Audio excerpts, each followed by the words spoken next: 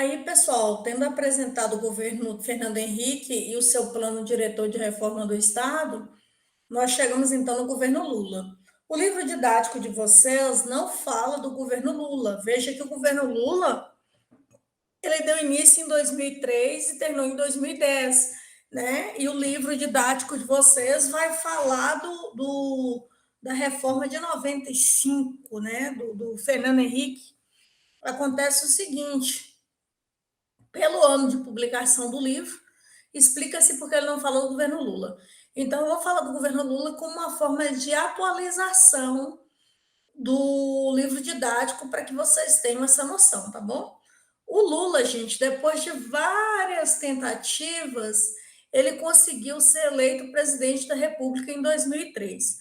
Lula, ele era metalúrgico do ABC Paulista, sindicalista radical, e isso imprimia essa imagem dele, né, dificultava ele ser eleito presidente da República, porque causava um certo temor no mercado nacional e no mercado internacional. Se uma vez no poder, ele não iria agir com radicalismo, né?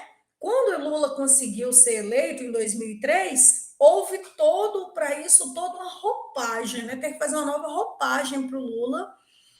Até o tom do discurso dele nas campanhas eleitorais foi mudado, né? Então, exatamente para poder mitigar os efeitos desse receio. No governo do Itamar Franco, o Itamar Franco ele deu calote na dívida externa do país, né? Ele ficou sem pagar essa dívida por um tempo. E aí havia um medo também internacional que o Lula repetisse essa postura, entende? Então, o Lula foi eleito, né, em 2003, permaneceu no governo até 2010, e nesse período ele buscou recriar o Estado forte. Então, assim, lembra que eu dizia para vocês há pouco que o Fernando Henrique ele fez uma série de privatizações, ele enxugou bastante a máquina estatal, ele retirou o Estado, né, de várias frentes que o Estado atuava, exatamente para poder tentar criar esse Estado mínimo, que é resultado também de uma pressão internacional, já que os países desenvolvidos, Estados Unidos, Inglaterra, tudo estava passando por essa fase.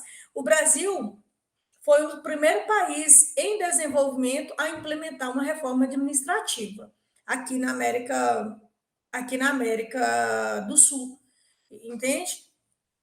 E aí, depois do Fernando Henrique, com toda essa ação neoliberal, vem o governo Lula, mas tentando criar agora um Estado forte, porém atuante na dinâmica social. Eu me lembro que Lula tinha um discurso que dizia assim: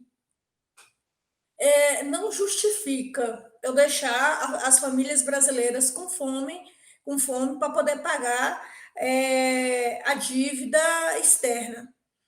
Entende? A família brasileira ela precisa comer pelo menos 3 refeições por dia. Então, isso aí revela uma dinâmica social, né? Uma intervenção estatal para poder fazer acontecer justiça social e minimizar as desigualdades sociais. E o Estado vai intervir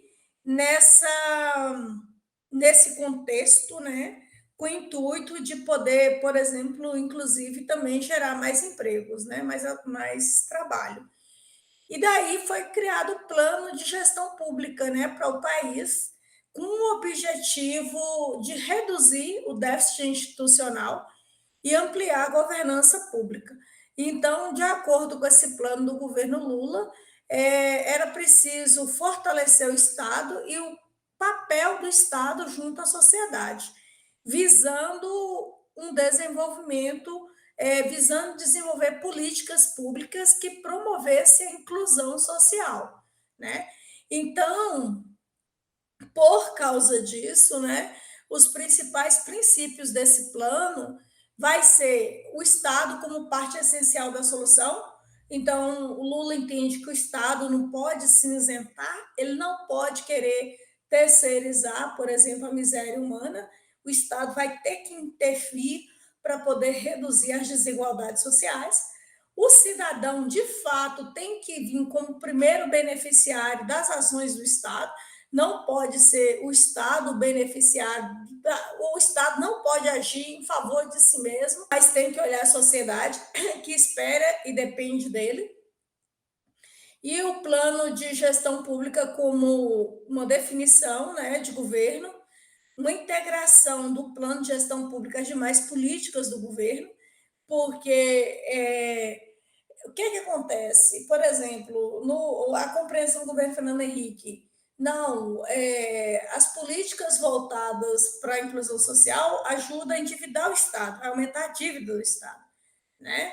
E já o governo Lula, ele procura fazer uma integração do seu plano de gestão, de forma que procura agradar o mercado internacional. E por que o mercado internacional? Porque o mercado internacional, gente, são os nossos credores e investidores. Simples assim. Para não haver fuga de capital, entendeu? Para continuar conseguindo recurso para investir em políticas internas de desenvolvimento. Por isso, né? O país não pode viver como uma bolha isolado do resto do mundo. Não consegue, não pode, impossível. Nós somos ainda um país em desenvolvimento. E envolvimento, mobilização, incentivo e participação dos servidores e demais atores envolvidos, problemas em busca de soluções, pluralismo de instrumento, ferramentas e metodologias, né? Então, e aí vocês vão ver que vai vir aquele programa de aceleração, né? PAC 1, PAC 2. Então, é tipo assim, busca desenvolver o Estado, busca manter o Estado naquilo que é ação exclusiva do Estado, mas vem com esse cunho social fortíssimo, né? Bolsa Família, programa voltado para a inclusão no ensino superior, né? De jovens e adultos que não tinha, as linhas de financiamento, né? Da educação. Então, tudo isso são programas sociais do governo Lula, né? Então, durante o governo Lula, houve um fortalecimento do Estado, foi feito mediante um aumento do número de contratação de servidores para o Poder Executivo, né, federal, assim como através da estruturação de carreiras e melhoria dos padrões salariais para os servidores públicos, principalmente para as carreiras jurídicas, né, e da alta burocracia, que são as chamadas carreiras de gestão, atuantes diretamente no planejamento, implementação e controle das políticas públicas. Pessoal, é lógico, eu volto a dizer mais uma vez que aqui, com o término dessa gravação, não esgota, o assunto não esgota, né? Eu trouxe alguns dados apenas para tentar trazer vocês para essa reflexão, introduzi-los nesse debate, né? Nesse diálogo, mas o assunto não está esgotado, tem muito ainda a ser estudado, aprofundado e aprendido acerca dessa temática. O governo Bolsonaro está aí tentando fazer uma reforma administrativa também, que é o plano da emenda complementar 32, né, a PEC 32, está enfrentando muitas resistências, né, nos organismos e nos grupos de pressão, né, da sociedade, grupos políticos, categorias que defendem o servidor público, porque a reforma administrativa, pessoal, ela é necessária.